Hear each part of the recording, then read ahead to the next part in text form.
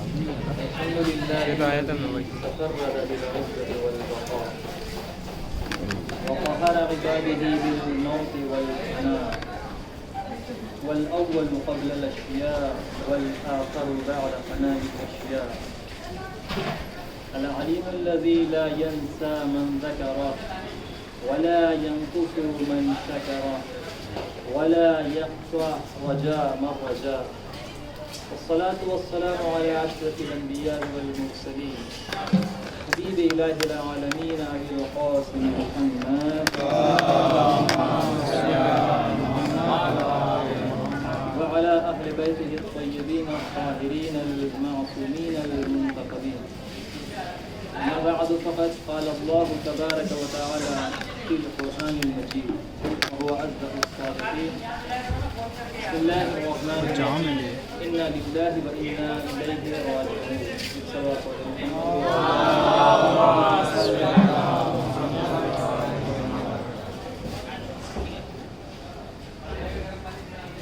آج کی مجلس ہماری آخری مجلس ہے اور مسلسل آپ لوگ سماج کے حوالے انسان کی زندگی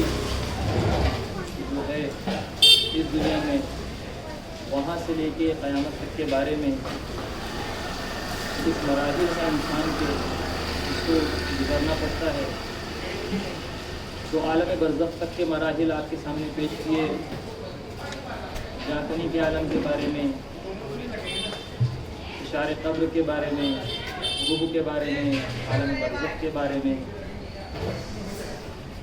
یہ سب کے بعد اپنی موضوع کی طرف آگے بڑھتا ہوں. جب انسان عالم برزخ میں پہنچ چکا ہوتا ہے تو اس کا آخری ٹھکانہ یا اس برزخ میں برزخی جنت میں ہوگا یا برزخی جہنم میں, وہ انسان کے اعمال کے مطابق ہے. آپ کے سامنے یہ سب باتیں عرض کر دی جائیں. اب جب تک قیامت نہ ہوگی تب تک انسان اسی برزخ کی زندگی میں, برزخ کی دنیا میں اپنی زندگی گزارے گا. اب آتا ہے جو نیا مرحلہ, دوسرا مرحلہ, وہ ہے قیامت کا. کیونکہ قیامت کے اندر خود کئی مراحل ہیں, جیسے تجسم اعمال, نام اعمال, میزان, صراط جسے طول صراط کہتے ہیں, اور بھی دوسری اعراف جسے اعراف بھی کہتے ہیں. تو یہ سب چیزیں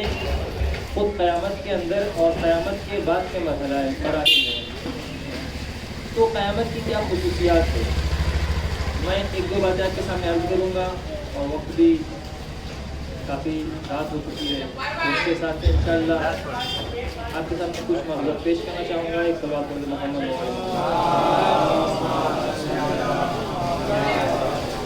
قیامت کی کیا خصوصیات ہے, اس کے کیا وشتی ہے, اس کی کیا فیچرس ہیں. سب سے پہلے جو قیامت کا علم ہے وہ تو ذات خدا ان کے پاس ہے. اس کا علم خدا کے ذات کے علاوہ کسی کے پاس نہیں, حتیٰ نبی کے پاس نہیں. قیامت کے روز جن و انس کو حاضر کیا جائے گا, اول تاخیر ہر ایک کو. یہ سب چھوٹی چھوٹی باتیں سب آپ سب جانتے ہیں. اس کے اور بھی مخصوص جو خصوصیات ہیں وہ بھی آپ کے سامنے بیان کرتا ہوں. اور وہاں پہ جب قیامت کا منظر ہوگا تو ہر شخص کے جو اعمال ہوں گے, جو دنیا میں اس نے انجام دیا ہوگا, چاہے وہ خود تنہائی میں کیا ہو یا لوگوں کے سامنے آشکار کیا ہو, وہ سب راز جو اس دنیا میں انسان نے چھپایا تھا سب وہاں پہ آشکار ہو جائے گا. وہ صرف خود نہیں بلکہ تمام مخلوقات جن و انس اس کو دیکھے گی, اس کی کیسا انجام دیا. اور کچھ اس کی خصوصیات بیان کرنا ہے تو آپ کو اس دنیا کے خصوصیات سے اس کو ٹیلی کرنا پڑے گا, دیکھنا پڑے گا کہ کون کون سی خصوصیات ہیں. ہم یہاں پہ جو کھانا کھاتے ہیں یا کوئی چیز پیتے ہیں تو اس کا ایک انکمنگ ہے اور ایک آؤٹ گوئنگ ہے, یعنی اس کو ایک خارج کیا جاتا ہے. جسم کے جو ایکسٹرا جو مواد بچتے ہیں, ایکسٹرا جو غذا بنتی ہے, اس کو اس دنیا میں نکالا جاتا ہے. لیکن آخرت میں, قیامت میں ایسا نہیں ہے, کیونکہ یہ نجاست رہتی ہے, نجس چیز رہتی ہے. تو خدا کی قدرت میں ایسا ہے کہ وہاں پہ آپ کو خالی انکمنگ ہے, آؤٹ گوئنگ نہیں ہے وہاں پہ. ایک یہ. دوسرا یہ کہ انسان اس دنیا میں جو آگ ہوتی ہے, آگ سب سے پہلے یہاں کس چیز کو جلاتی ہے؟ کھال، پھر گوشت، پھر ہڈی تک پہنچتی ہے. لیکن قیامت کی جو جہنم کی جو آگ ہے قیامت میں، وہ اس کا برعکس ہے. پہلے سب سے پہلے آپ کی ہڈی پر اثر کرے گی، پھر آپ کے گوشت پر، پھر آپ کے کھال پر. اور یہاں پہ آپ نے کبھی کسی سے سنا ہے یا خود کبھی کہا ہے کہ ہائے میری روح جل گئی؟ ہمیشہ آپ کہیں گے ہائے میرا ہاتھ جل گیا، میرا کپڑا جل گیا، میرا جسم جل گیا، میرا ہاتھ جل گیا. لیکن قیامت کی آگ ایسی آگ ہے جو آپ کی روح کو جلائے گی. اصل جو چیز ہے اس دنیا میں انسان کے لیے وہ روح ہے، اور قیامت میں جو عذاب دیا جائے گا وہ اس روح پر ہوگا، اس روح کو بھی عذاب دیا جائے گا. تو یہ وہاں کی ایک خاص خصوصیات میں سے. اور نعمات میں سے خود رسول خدا صلی اللہ علیہ وسلم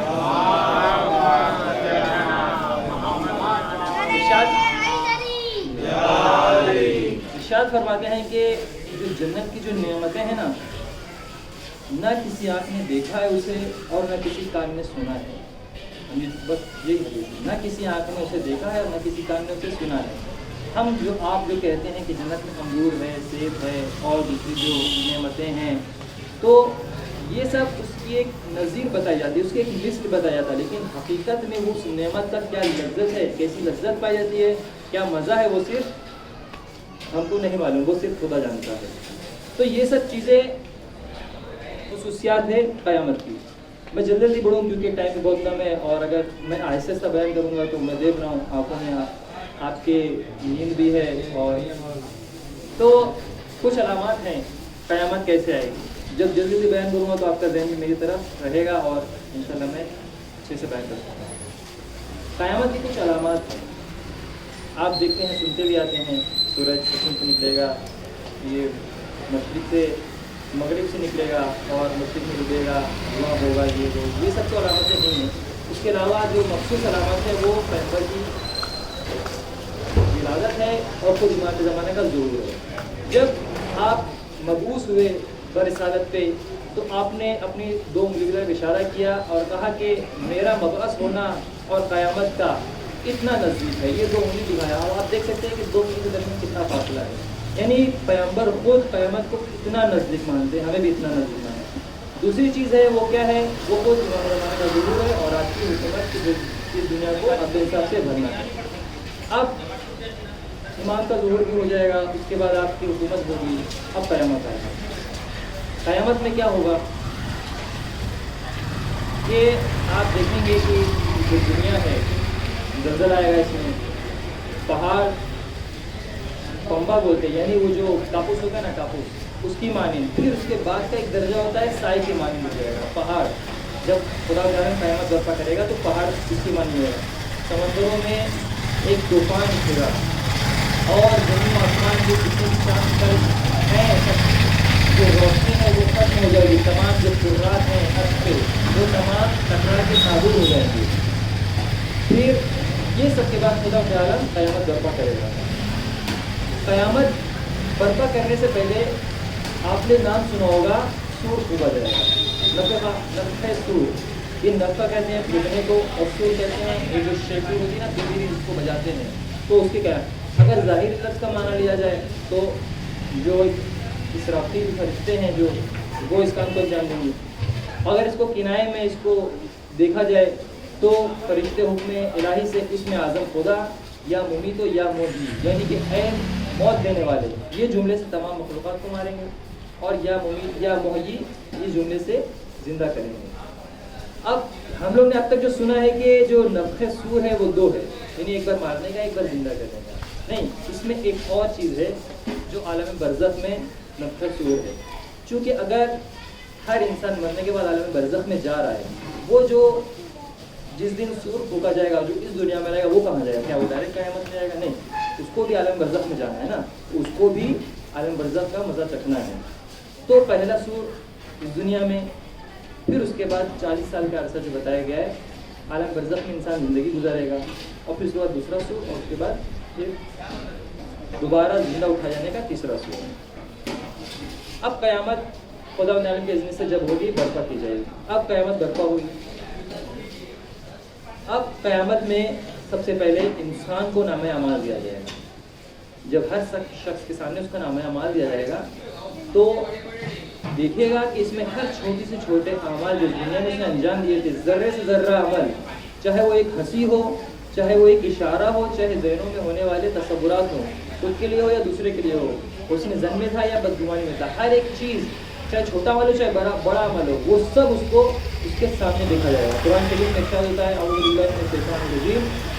وَيَقُولُونَ يَا وَيْلَتَنَا مَا لِهَٰذَا الْكِتَابِ لَا يُغَادِرُ صَغِيرَةً وَلَا كَبِيرَةً إِلَّا أَحْصَاهَا وَوَجَدُوا مَا عَمِلُوا حَاضِرًا لَا يَظْلِمُ رَبُّكَ أَحَدًا، یعنی تمہارا رب کسی کے پر بھی ظلم نہیں کیا ہے، اور جو تم نے دنیا میں عمل انجام دیے ہو خدا تعالیٰ نے وہ تمہارے سامنے حاضر کر دیا ہے۔ انسان دیکھے گا، تعجب کرے گا، ہے میں نے اتنے گناہ جو باریک سے باریک میرے ذہن میں آئے تھے وہ بھی گناہ اس میں لکھے گئے، اور جو بڑے سے بڑے گناہ ہیں وہ سب لکھے گئے۔ یہ تعجب کرے گا، افسوس کرے گا اپنے آپ پر، یا ویلتنا، اے افسوس، ہائے افسوس مجھ پر۔ پھر کیا ہوگا؟ اب تو اس کے سامنے نام عمل بھی آ گئے۔ خداوند عالم نے اپنے بندوں پر ہر طرح سے حجت تمام کی ہے، ٹھیک؟ اب کوئی بندہ یہ عذر نہیں کر سکتا کہ قیامت میں کوئی یہ نہیں کہے گا کہ نہیں میں نے یہ گناہ انجام نہیں دیا ہے۔ اور خدا نے ایک طریقے سے نہیں، کم سے کم 5-6 جگہ تو میں خود بتاؤں گا کہ 5-6 جگہ خود گواہ ہے خود انسان کے عمل پر۔ ایک سب سے پہلے خود خدا کی ذات ہے، وہ خود گواہ ہے۔ دوسری رسولان گواہ ہے، تمام رسول گواہ ہے۔ تیسرے امام گواہ ہے، تمام ہمارے امام 12 امام گواہ ہیں۔ اس کے بعد فرشتے گواہ ہیں۔ پانچواں خود انسان کا وجود گواہ ہے، اور چھٹا یہ زمین گواہ ہے۔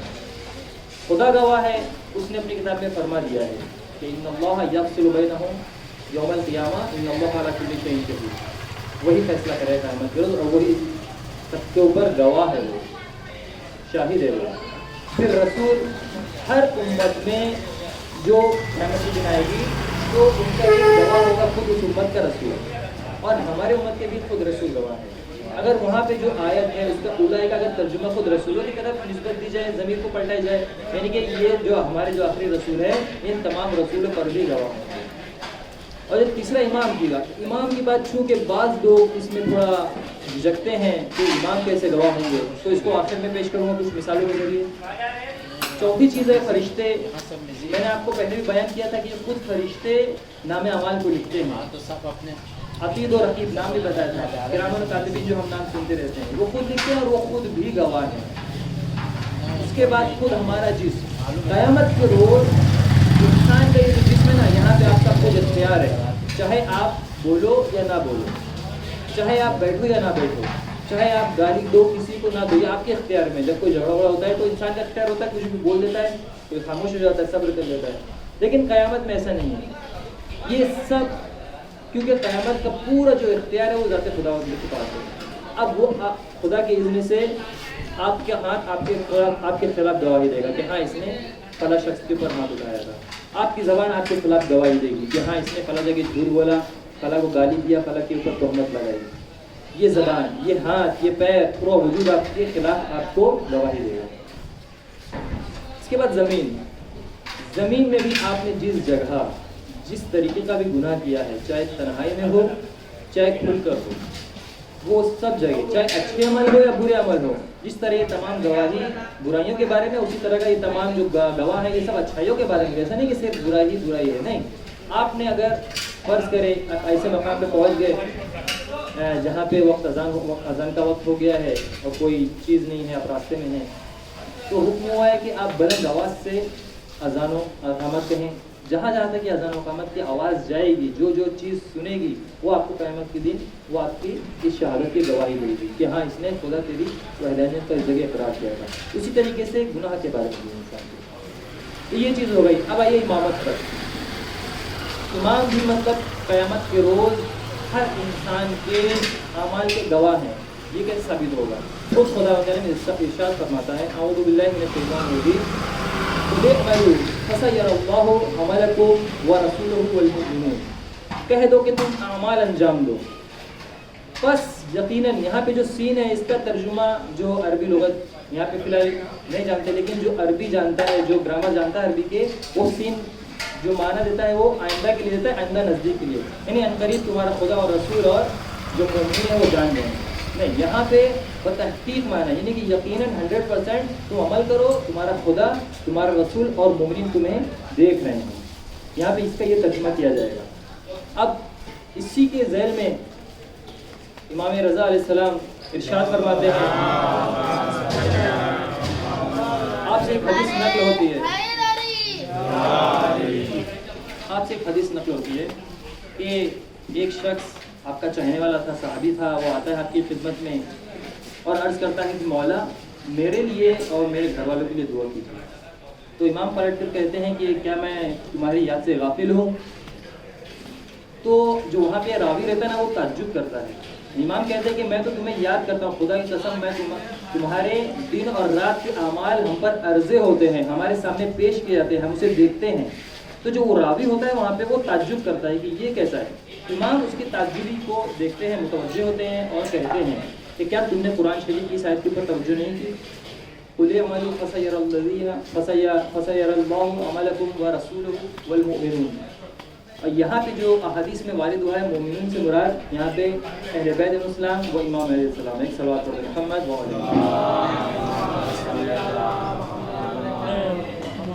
دو بھائی ہیں، ایک شیعہ رہتا ہے اور ایک حنفی رہتا ہے، ابو حنیفہ کا ماننے والا، چھٹے امام کے زمانے میں. تو یہ لوگ خراسان میں رہتے ہیں. اس ٹائم کا خراسان بہت بڑا تھا، اب تو بہت الگ ہو گیا ہے، چھوٹا ہو گیا ہے. جو شخص مومن تھا، شیخ حضرت کا ماننے والا تھا، وہ جب جاتا ہے حج پہ تو امام اسلام کی زیارت، چھوٹے امام کی زیارت ضرور کرتا ہے. تو ایک ٹائم ایسے ہی ہوا، گیا اور اس نے اس کی کہ مولا میرا بھائی ہے جو اس راہ پہ ہے، میں اس کو بہت دعوت دیتا ہوں کہ وہ گمراہ نہ مرے، حق کے اپنے وقت کے امام کو بھی پہچان لے، جان لے. تو وہ جواب دیتا ہے کہ میرا تقویٰ اور ابو حنیفہ کی پیروی مجھے اجازت نہیں دیتی کہ میں یہ چھوڑ کے امام صادق کی پیروی کرنے لگے، انہیں مانوں گا. تو امام علیہ السلام نے فرمایا کہ اگر اس بار جانا بلخ، جس جگہ رہتا تھا وہ بلخ نام دے گئی تھا، کہتا اگر اب کی جانا بلخ اپنے بھائی سے کہنا تو یہ جملہ ضرور کہہ دینا. اگر وہ یہ جواب دے کہ میرا تقویٰ، میری خصوصیت، میرا دین مجھے اجازت نہیں دیتا کہ میں امام صادق کی پیروی کروں، ان کے دین کو فالو کروں، تو امام نے کہا کہ اس سے یہ کہہ دینا تو وہ جگہ بتاؤ، وہ جگہ جو ایک درخت تھا اور وہ درخت بیری کا درخت تھا، سدر کا درخت تھا،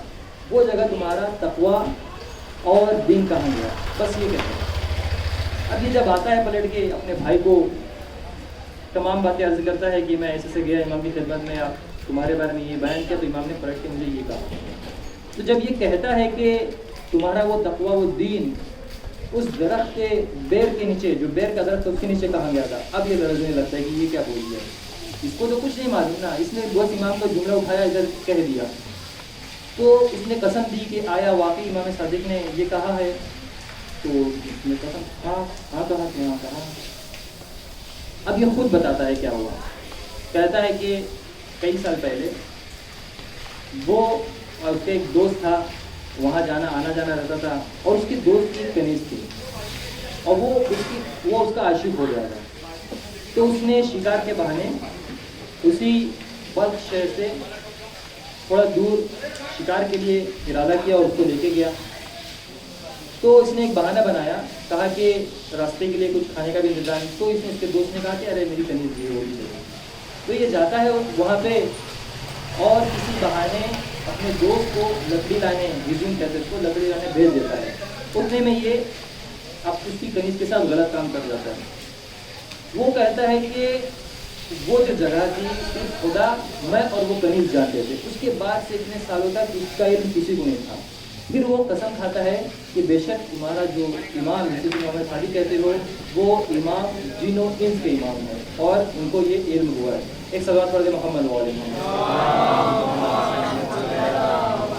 ایک آخری بات، اس کے بعد رفت مسائل. ابو بصیر آپ نام سنے ہوں گے، صحابی ہیں، پانچویں امام کے نابینا تھے. تو ان کے گھر میں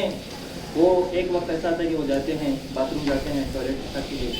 تو ان کا جو باتھ روم رہتا ہے نا، وہ دوسرے گھر سے جو صحن ہے اس سے ملا ہوا رہتا ہے. اب وہ جب جاتے ہیں تو اس گھر میں ایک مغنی رہتی ہے، گانا گانے والی ہوتی ہے. پہلے جو 5 منٹ لگتا تھا 4 منٹ لگتا تھا، اب 10 منٹ 15 منٹ لگنے لگا. کون ہے یہ؟ صاحب امام ہی ہے. اب آواز بھی ان کی جو تھی اچھی تھی تو وہ سننے لگے، دیر لگے. امام باقر سلام فرماتے ہیں کہ ابو بصیر تم وہ کام چھوڑ دو، یعنی تمہیں حیا نہیں آتی، تمہیں شرم نہیں آتی کہ تم ایک مغنی گانا گانے والے کی آواز سنتے ہو اور تم ہمارے در پہ آتے جاتے ہو اور اس جگہ پہ بھی حرام کام کرنے جاتے ہو، تمہیں شرم نہیں آتی کہ اس کام کو چھوڑ رہا ہے. تو انہوں نے قسم کہا کہ ہاں میں چھوڑ دوں. تو اس سب کا خلاصہ کیا ہے؟ جو 3 واقعات آپ کے سامنے پیش کیے، ایک 8ویں امام کا اور ایک 6ٹھے امام کا، 7ویں امام کا. اس میں جو ہے امام اپنے زمانے میں، ہر زمانے میں امام کا اپنے زمانے میں تمام انسان کے جو اعمال ہوتے ہیں نا، جو انجام دیتا ہے، تنہائی میں ہو یا سب کے سامنے ہو، یعنی خلوت میں ہو یا سب کے سامنے ہو، تو خود وہ تمام اعمال خدا و عالم کی طرف سے، جیسے ہم بولتے ہیں شب قدر میں جو نازل ہوتے ہیں، شب قدر میں خود رسول اللہ سے ہوتے ہوئے تمام ائمہ تک کی تمام چیزیں آتی ہیں، سال بھر کے تمام جو امور ہیں. تو امام کہتے ہیں کہ یہ تمہارے جو امور ہیں نا، یہ ہم تک پہنچتے ہیں. تو ہمیں اس بات کا بھی توجہ رکھنی چاہیے کہ ہم اگر عمل کر رہے ہیں تو ہمارا امام بھی ہمارے اعمال سے واقف ہے، ہمیں دیکھ رہا ہے، ہم سے غافل نہیں ہے. اور صرف امام نہیں، خدا بھی دیکھ رہا ہے، وہ بھی گواہ ہے، رسول بھی گواہ ہے، خود امام بھی گواہ ہے، خود ہمارا وجود بھی گواہ ہے، قیامت میں گواہی دے گا، خود فرشتے بھی گواہ ہے اور خود جو زمین بھی گواہ ہے. کسی طریقے سے آپ اپنے آپ کو بچا نہیں سکتے. اگر کوئی گناہ ہوتا ہے، اگر اس کی توبہ کی بغیر آپ کرتے ہیں یا اس کو پشیمان نہیں ہوتے. ایک سوال پر محمد بس ازانی گرامی، وقت تمام ہوا. باقی کے جو مناظر ہیں انشاءاللہ پھر کبھی. اباب اعضاء کربلا کے میدان میں امام حسین علیہ السلام ایک ایک کا لاشا اٹھا کے لا رہے ہیں. کبھی اپنے صحابیوں کا تو کبھی اپنے اہل خانے کو، کبھی اون محمد کی لاشیں، کبھی جناب عباس کی لاشیں، کبھی جناب قاسم کی لاشیں. ارباب اعضاء، امام حسین علیہ السلام کی اگر مظلومیت جاننا ہے تو اس ایک واقعے سے ہوگی، زیادہ ثابت ہوگی. اگر آپ کہیں کہ کربلا میں تو حضرت عباس بھی گئے تھے تو یہاں پہ مظلومیت کیوں نہیں ہے، تو شاید کوئی کہے کہ حضرت عباس تو شجاع تھے، بہادر تھے، کوئی بھی سامنے آئے گا تو اپنا دفاع کرے گا، لڑ جائے گا. جناب قاسم بھی لڑے. ہر ایک کا نام لوگے تو یہی جواب دے گا کہ ان کے پاس بھی تلواریں تھیں، ان کے پاس بھی نیزے تھے، ان کے پاس بھی سب کچھ تھا، یہی جواب دے گا. لیکن جب آپ حضرت علی اصغر کا نام لیں گے تو سامنے والے کے پاس جواب نہیں ہوگا. یہ کیسا مجاہد تھا کہ جس کے پاس نہ کوئی تلوار تھی، نہ کوئی نیزہ تھا، نہ کوئی تیر تھی. یہاں سے امام حسین خان کی مظلومیت ثابت ہوتی ہے، بہت زیادہ مظلومیت. عزیزان گرامی، امام حسین علیہ السلام کربلا کے میدان میں حل من ناصر منصورنا کی صدا بلند کرتے ہیں اور ہر بار جتنی صدا دیتے ہیں ایک الگ الگ پہلو سامنے آتا ہے. پہلی دفعہ جب صدا دی تو خود خدا نے کہا کہ حسین کہو تو اس کربلا کو ہی، اس کا تختہ ہی پلٹ دیا جائے. تو کہا کہ نہیں خدا، وہ گفتگو ایک الگ گفتگو ہے. کہا کہ نہیں، جو میرا وعدہ ہے میں انشاءاللہ پورا کروں گا. پھر دوسری بار جب کہا تو ایک بیمار بیٹے نے کہا خودی اماں مجھے عصا کا سہارا دیں اور مجھے تلوار دیں، میرے بابا مجھے مدد کے لیے پکار رہے ہیں. ارباب اعضاء پھر ایک بار صدا امام حسین دیتے ہیں، حل من ناصر منصورنا. 70,000 فرشتے آتے ہیں جو روایت میں ہیں، وہ مدد کو کہتے ہیں، انہیں بھی منع کر دیا جاتا ہے. زعفر جن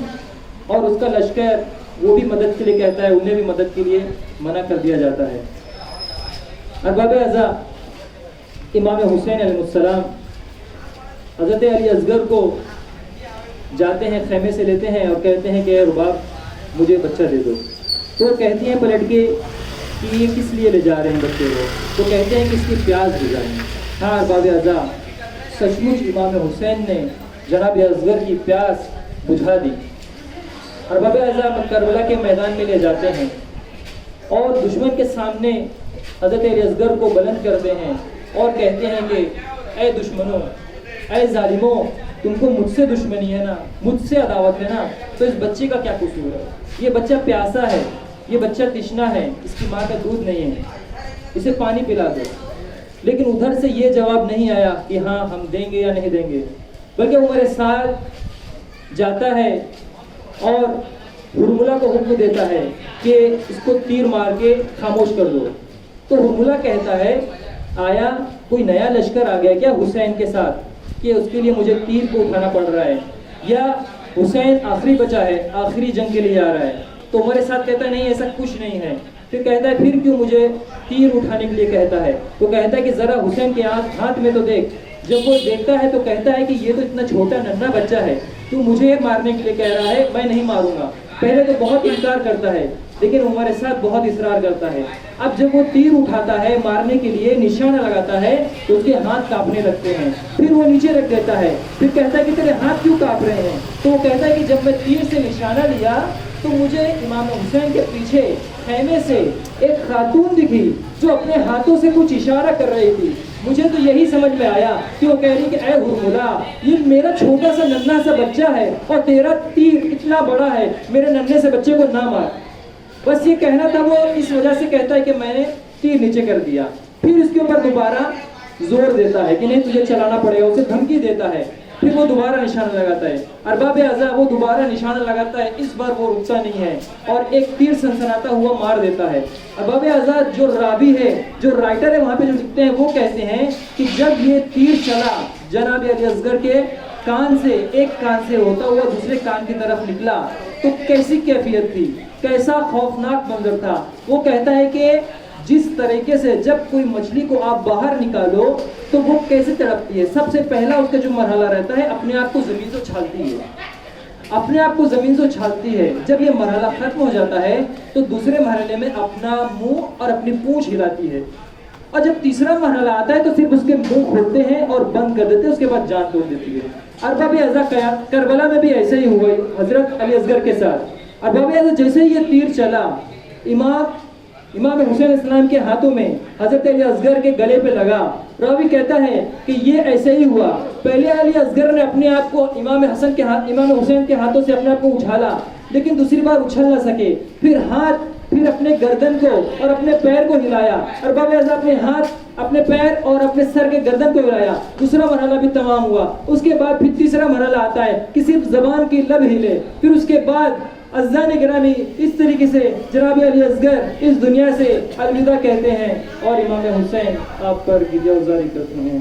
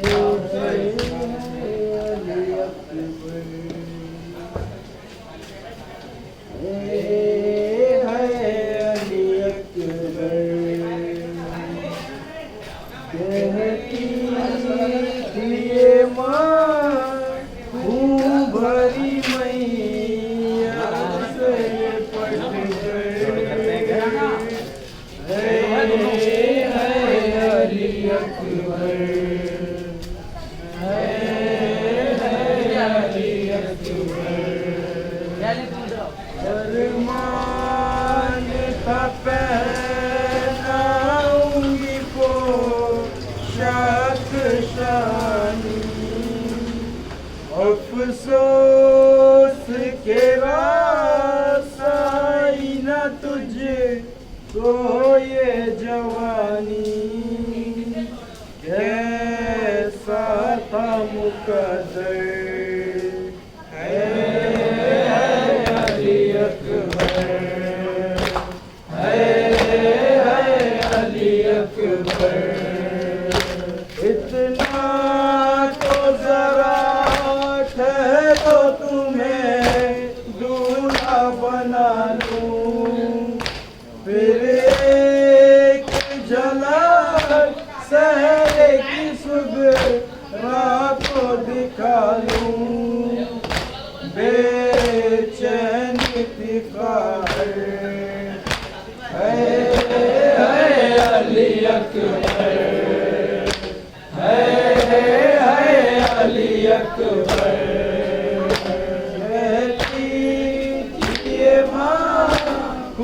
भरी मैया से लिपट कर है अली अकबर, है अली अकबर। 18 बरस पाल के परवान चढ़ाया, वो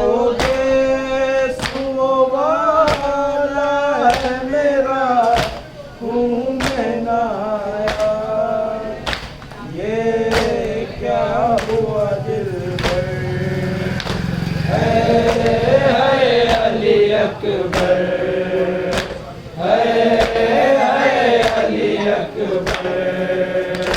माँ तेरी जुदाई में भला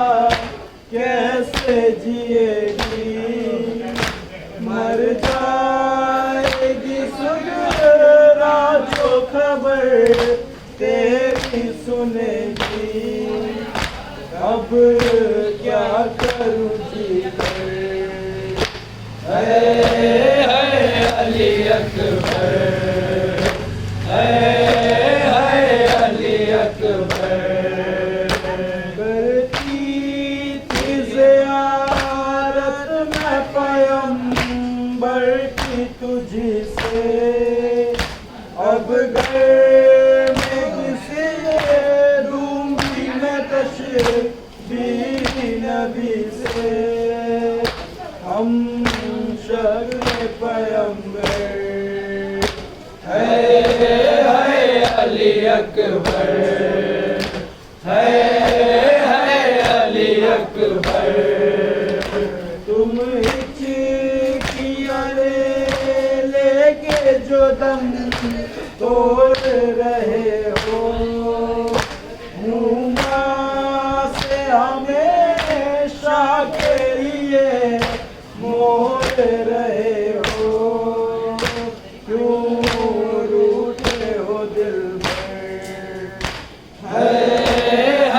अली अकबर, है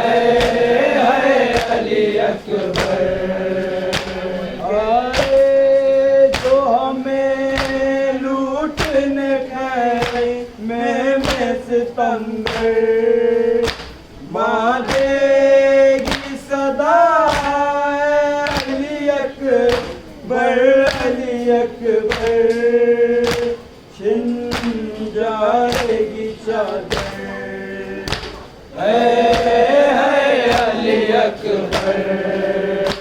है अली अकबर, है अली अकबर।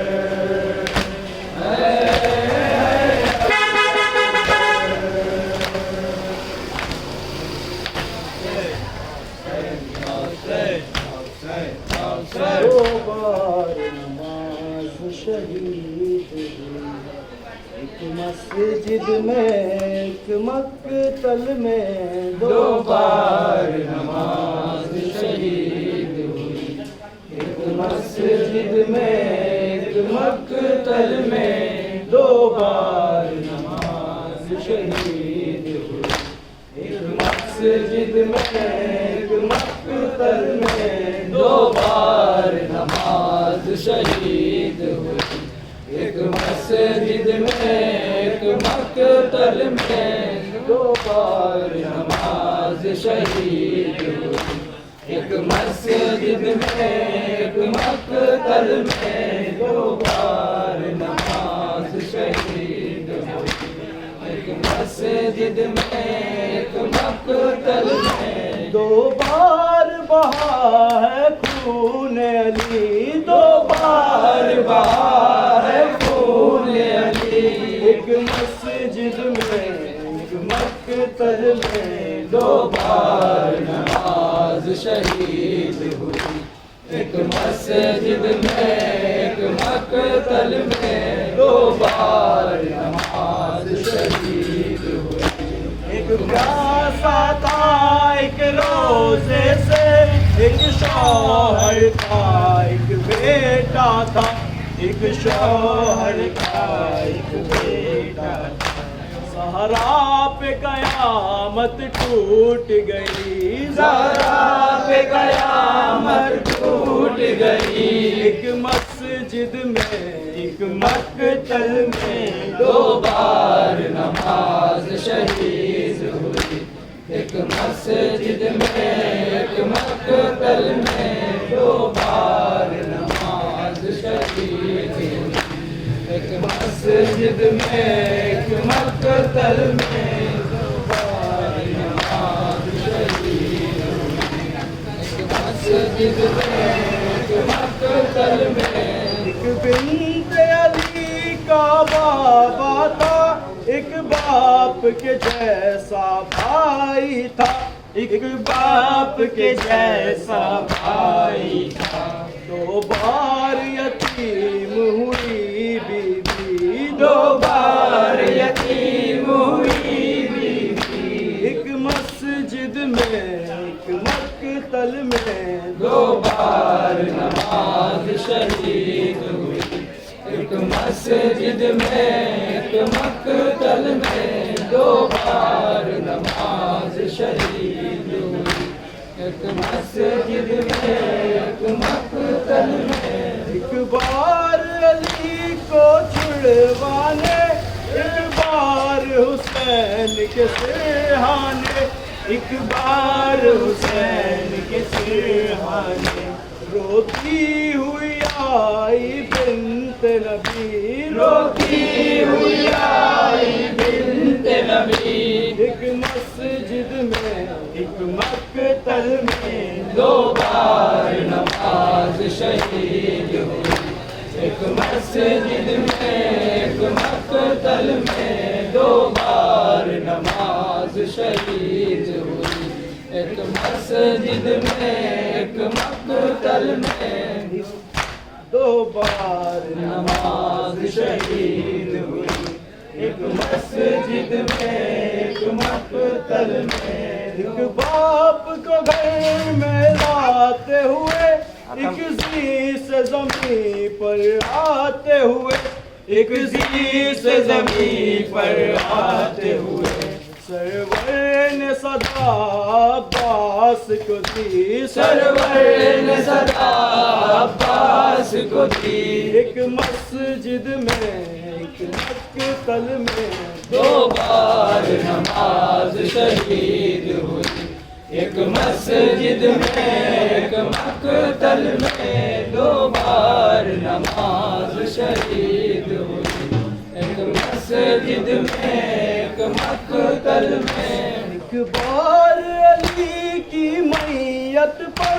ایک شمر لئی کی ضربت پر، ایک شمر لئی کی ضربت پر، گش کھا کے گرے دو بار نبی، گش کھا کے گرے دو بار نبی، ایک مسجد میں ایک مقتل میں دو بار نماز شہید ہوئی،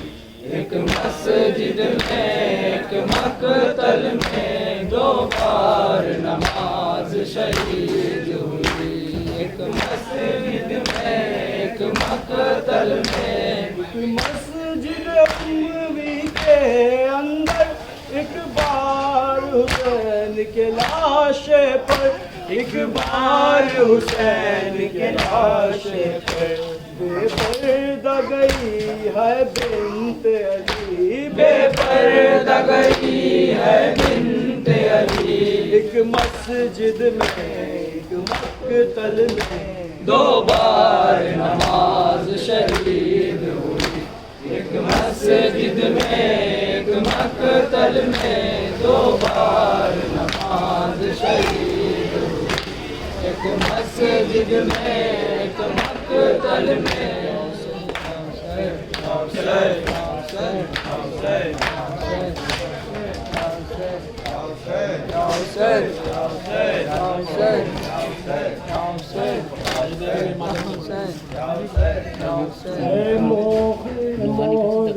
ویرانی ہے، منظر منظر لاش ہے، ویرانی ہے، منظر منظر لاش ہے،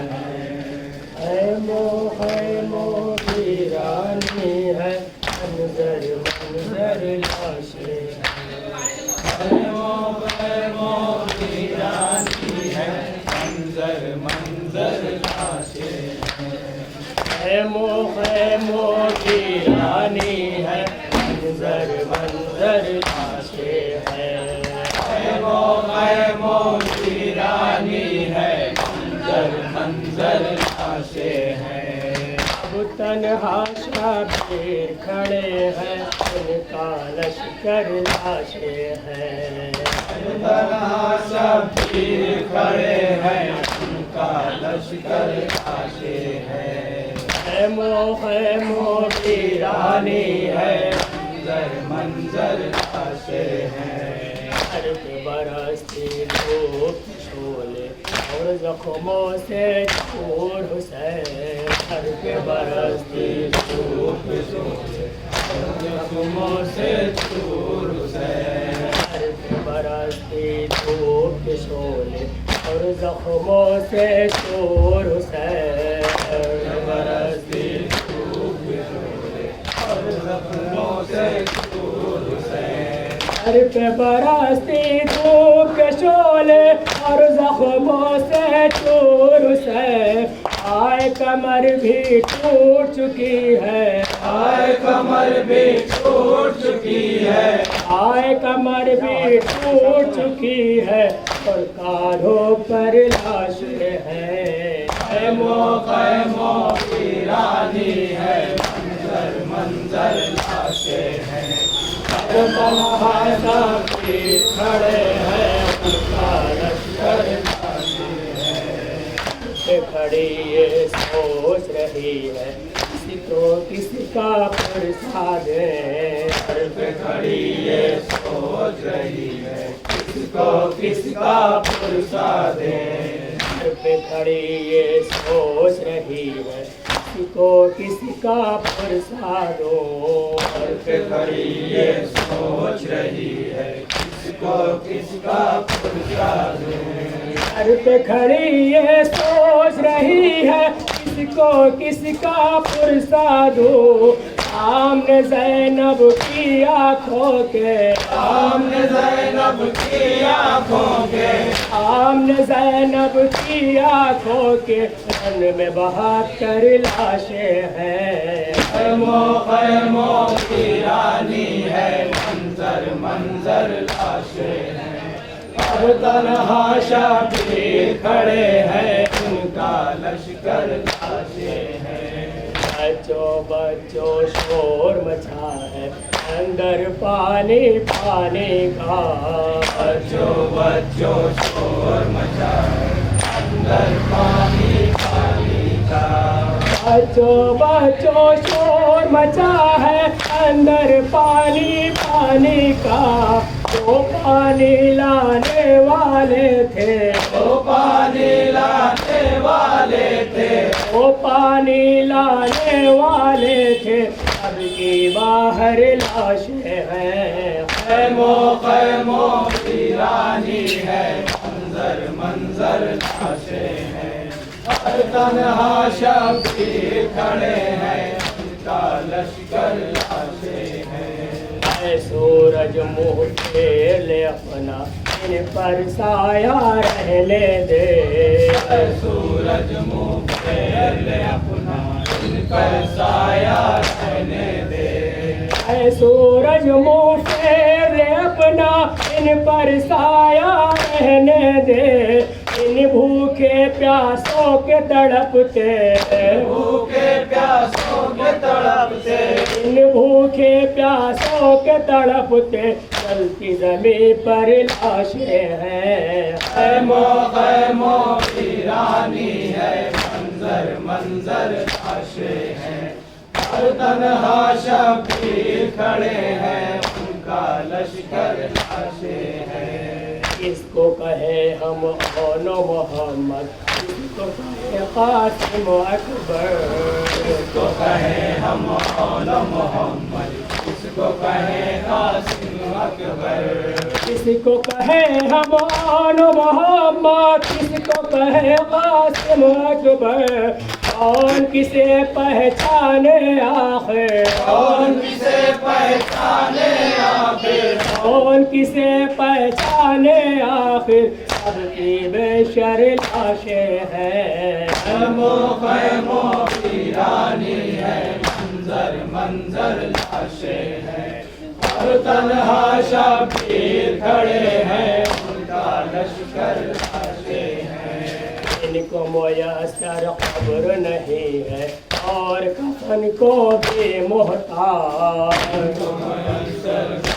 نہیں ہے، اور کفن کو بھی محتاج، ان کو میسر قبر نہیں ہے اور کفن کو بھی محتاج، کو میسر قبر نہیں ہے اور کفن کو بھی محتاج، ان کو میسر قبر نہیں ہے اور کفن کو بھی محتاج، اپنے بدن پہ اوڑھے ہوئے، اپنے بدن پہ اوڑھے ہوئے، اپنے بدن پہ اوڑھے ہوئے وہ خاک کی چادر لاشیں ہیں، خیموں ویرانی ہے، منظر منظر لاشیں ہیں، ہر تنہا شبیر کھڑے ہیں، ان کا لشکر لاشیں ہیں،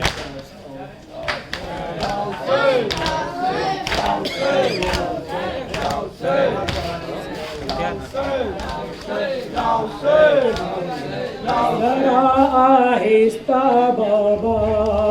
بہت آہستہ بابا، ذرا آہستہ بابا، بہت آہستہ بابا، ذرا آہستہ بابا، بہت آہستہ بابا، ذرا آہستہ بابا، بہت آہستہ بابا، میرے سینے سے جو نیزہ نکالنا، ذرا آہستہ بابا، بہت آہستہ بابا، میرے سینے سے جو نیزہ نکالنا، ذرا آہستہ بابا، بہت آہستہ بابا، میری آنکھوں میں ہر سو اب اندھیرا چھایا جاتا ہے، میرے نزدیک سایہ موت کا بھی آیا جاتا ہے، میرے نزدیک سایہ موت کا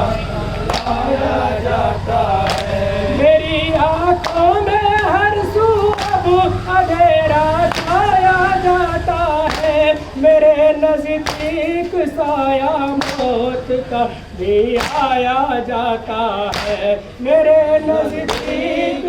سایہ موت کا بھی آیا جاتا ہے، مجھے لینے کو آئے جنت الفردوس سے دادا، ذرا آہستہ بابا، بہت آہستہ بابا، بہت آہستہ بابا، ذرا آہستہ بابا،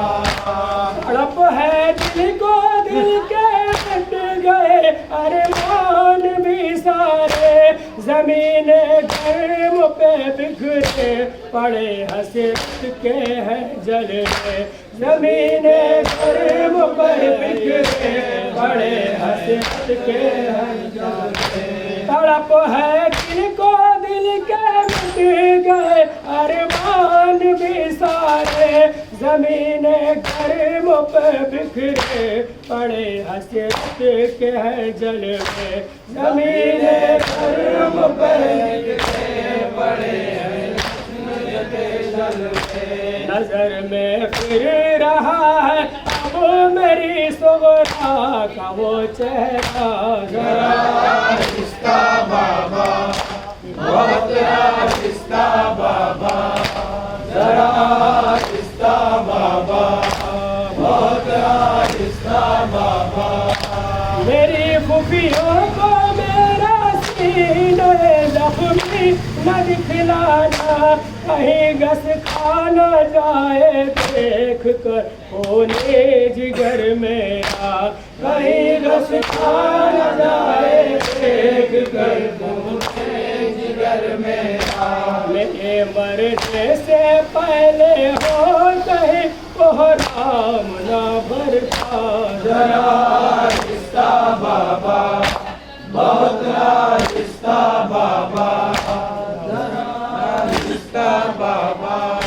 बहुत आहिस्ता बाबा या हुसैन या हुसैन या हुसैन या हुसैन या हुसैन या हुसैन या हुसैन या हुसैन क़यामत बन के दिन आशूर का ज़ैनब पे आया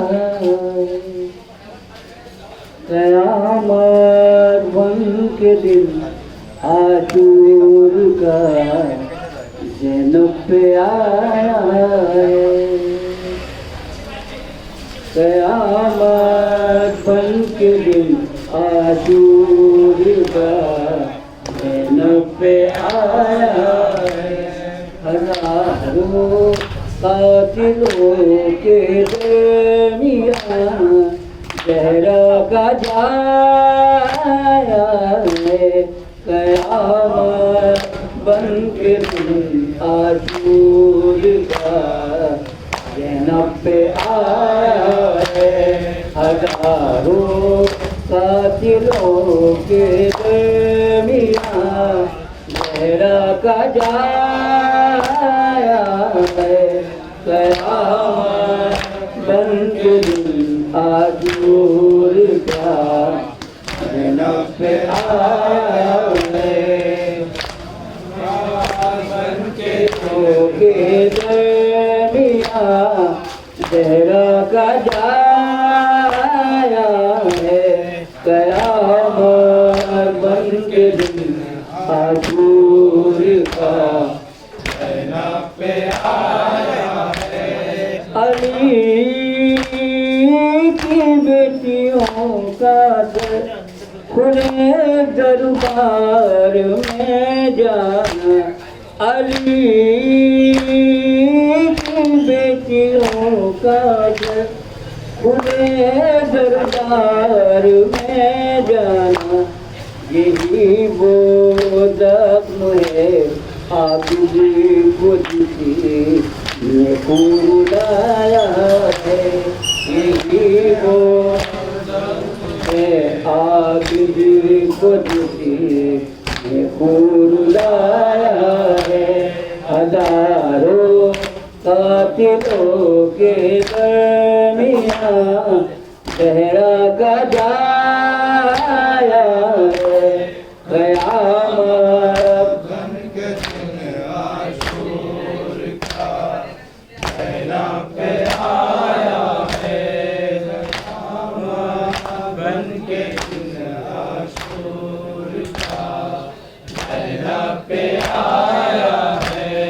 क़यामत बन के दिन आशूर का ज़ैनब पे आया है सदा ज़हरा की आती थी उठो गाजी सहारा हो सदा तेरा चिराती थी उठो गाजी सहारा हो मेरे बेटे ने तन्हा लाशे अकबर उठाया है तेरे तन्हा लाशे अकबर उठाया है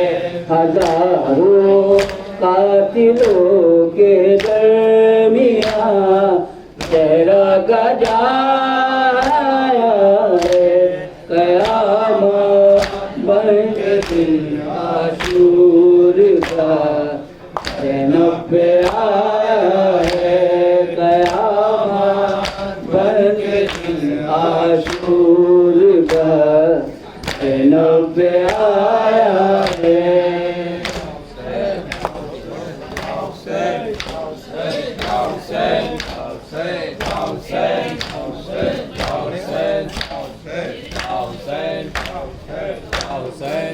आशूर का दिन कितना बड़ा था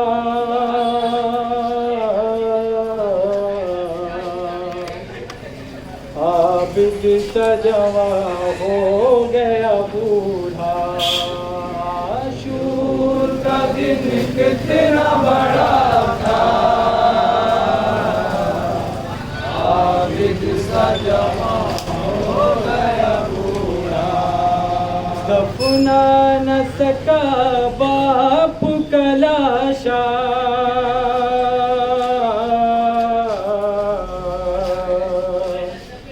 आबिद सा जवां हो गया बूढ़ा आशूर का दिन कितना बड़ा था आबिद सा जवां हो गया बूढ़ा आशूर का दिन कितना बड़ा था आबिद सा जवां हो गया बूढ़ा बिखरे थे 72 के जनाजे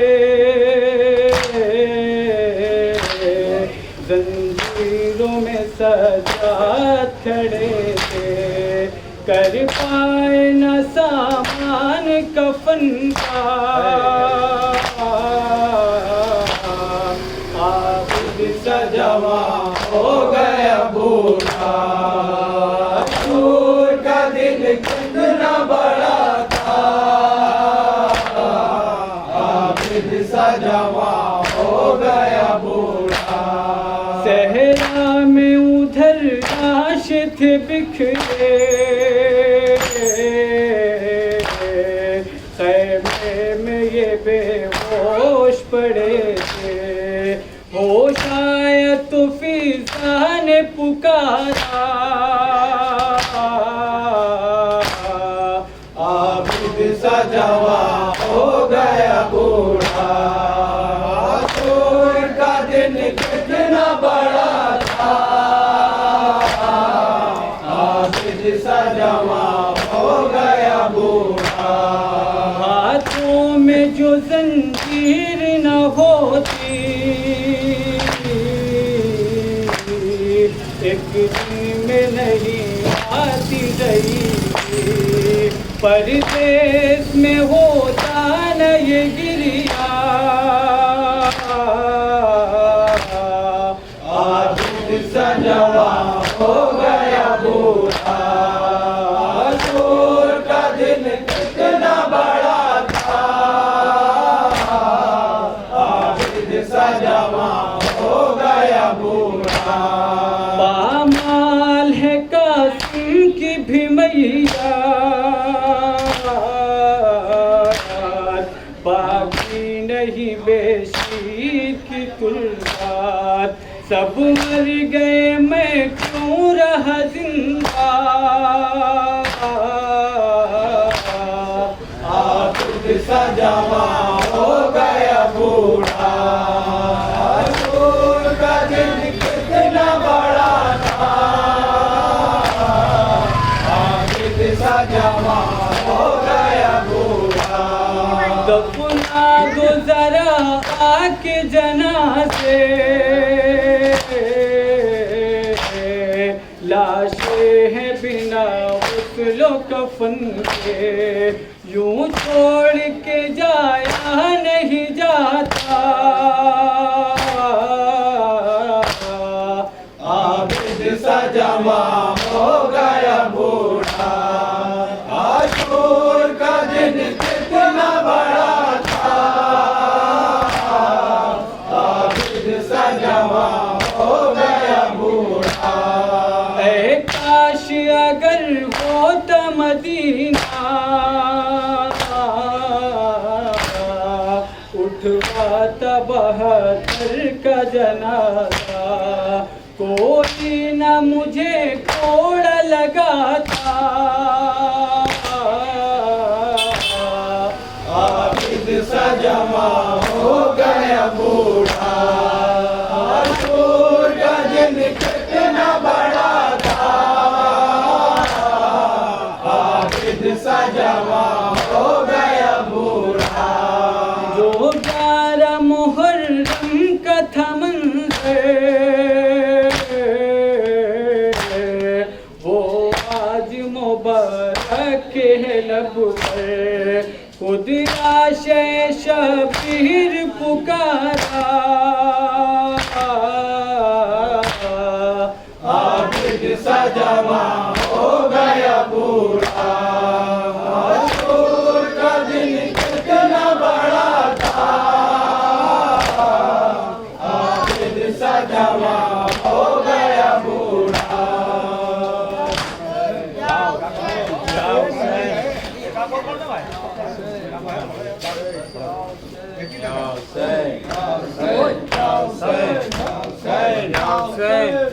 کربلا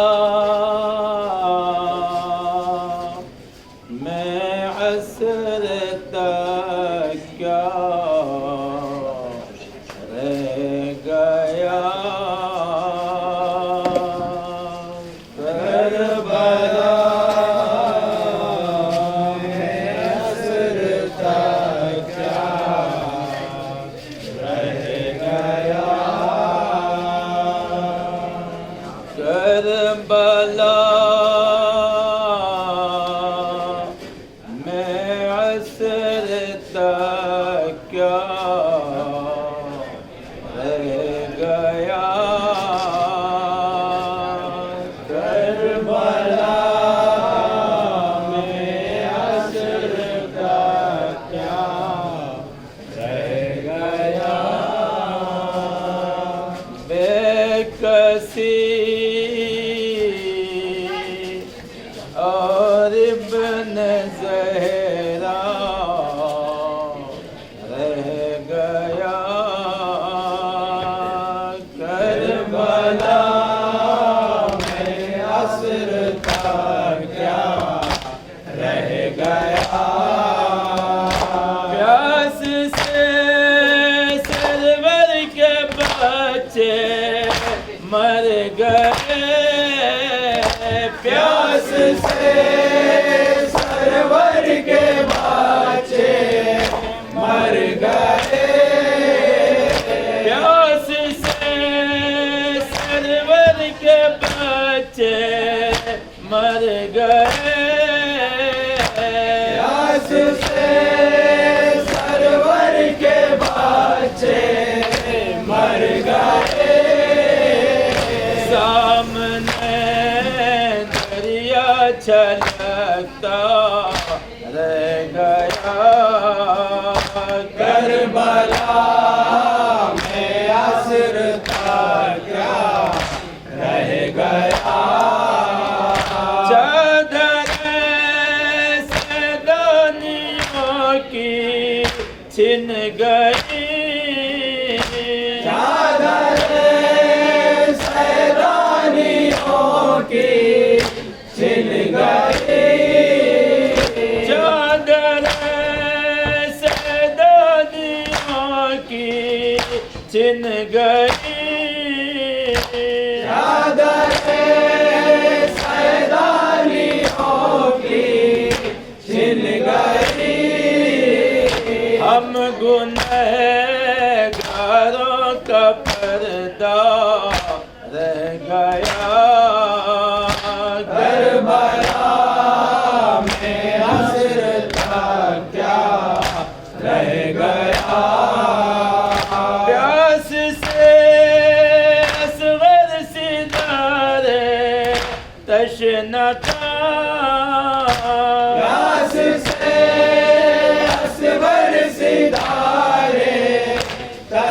लगा,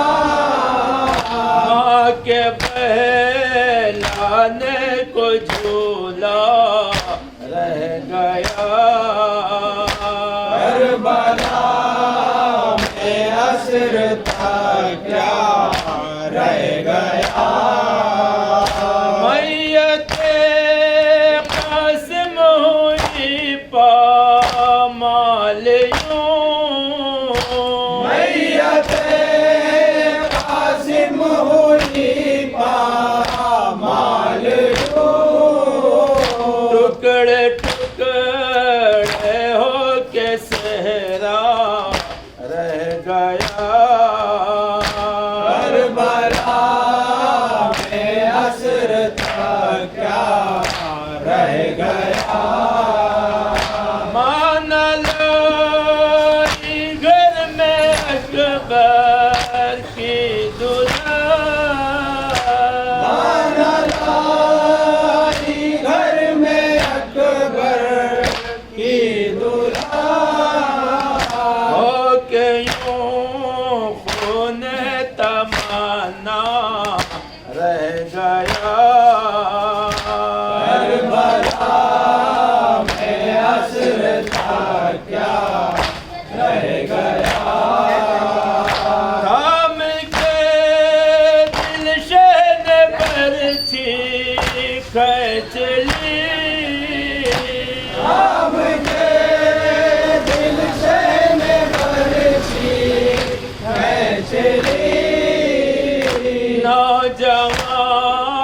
करवट बदलता रह गया, करबला में असर था क्या रह गया, मुंह को बालों से छुपाए थे हराम, उनको बालों से छुपाए थे हराम, उस तरह राडों का पर्दा रह गया, करबला में असर था क्या रह गया, नाम पर सवरा का आया उस घड़ी, नाम सुबरा का आया उस घड़ी, जब शहर मजलूम तन्हा रह गया, करबला में असर था क्या रह गया, रो के पास से कहा शब्बीर ने, रोके पास से कहा शब्बीर ने, ऐ फला शब्बीर तन्हा रह गया, करबला में असर था क्या रह गया,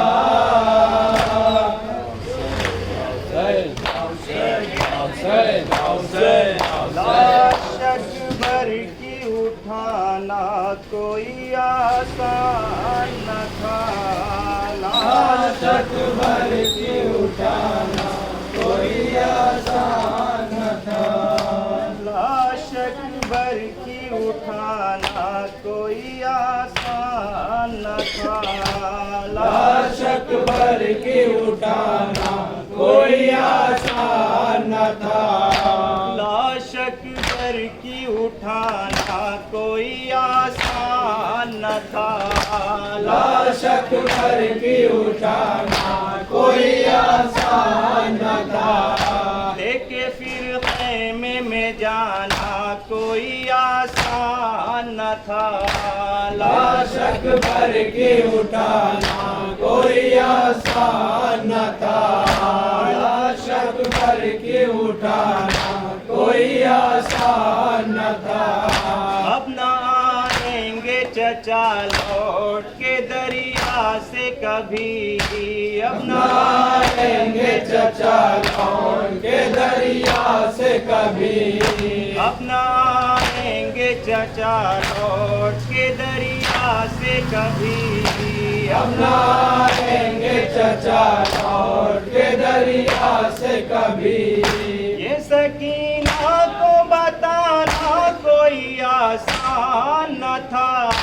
لاشک بھر کے اٹھانا کوئی آسان نہ تھا، لاشک بھر کے اٹھانا کوئی آسان نہ تھا، آخری وقت میں عباس دلاور کے لیے، آخری وقت میں عباس دلاور کے لیے، آخری وقت میں عباس دلاور کے لیے، آخری وقت میں عباس دلاور کے لیے، بھائی کو بھائی بلانا کوئی آسان نہ تھا، لاشک بھر کے اٹھانا کوئی آسان نہ تھا، لاشک بھر کے اٹھانا کوئی آسان نہ تھا، لاشیں اون محمد کے قریب تھی زینب، لاشیں اون محمد کے قریب تھی زینب، لاشیں اون محمد کے قریب تھی زینب، لاشیں اون محمد کے قریب تھی زینب، پھر بھی آنسو نہ بہانا کوئی آسان نہ تھا، لاشک بھر کے اٹھانا کوئی آسان نہ تھا، لاشک بھر کے اٹھانا کوئی آسان نہ تھا، ہٹ کو چھین کے تھا مشق کو بھرنا آسان، گھاٹ کو چھین کے تھا مشق کو بھرنا آسان، ہٹ کو چھین کے تھا مشق کو بھرنا آسان، گھاٹ کو چھین کے تھا مشق کو بھرنا آسان، پیاس اپنی نہ بجھانا کوئی آسان نہ تھا، لاشک بھر کے اٹھانا کوئی آسان نہ تھا، لاشک بھر کے اٹھانا کوئی آسان نہ تھا، باپ کے سینے پہ عادت ہو جسے سونے کی، باپ کے سینے پہ عادت ہو جسے سونے کی، باپ کے سینے پہ عادت ہو جسے سونے کی، باپ کے سینے پہ عادت ہو جسے سونے کی، خاک پہ اس کو سلانا کوئی آسان نہ تھا، لاشک بھر کے اٹھانا کوئی آسان نہ تھا، لاشک بھر کے اٹھانا کوئی آسان نہ تھا، بے زبان لال کی تربت کو بنانے کے بعد، بے زبان لال کی تربت کو بنانے کے بعد، بے زبان لال کی تربت کو بنانے کے بعد، بے زبان لال کی تربت کو بنانے کے بعد، پھر نشان اس کا مٹانا کوئی آسان نہ تھا، لاشک بھر کے اٹھانا کوئی آسان نہ تھا، لاشک بھر کے اٹھانا کوئی آسان نہ تھا، اے رضا قاتل شبیر کے گھر میں جا کر، اے رضا قاتل شبیر کے گھر میں جا کر، اے رضا قاتل شبیر کے گھر میں جا کر، اے رضا قاتل شبیر کے گھر میں جا کر، فرش مجلس کا بچھانا کوئی آسان نہ تھا، لاشک بھر کے اٹھانا کوئی آسان نہ تھا، लाश अकबर की उठाना कोई आसान न था।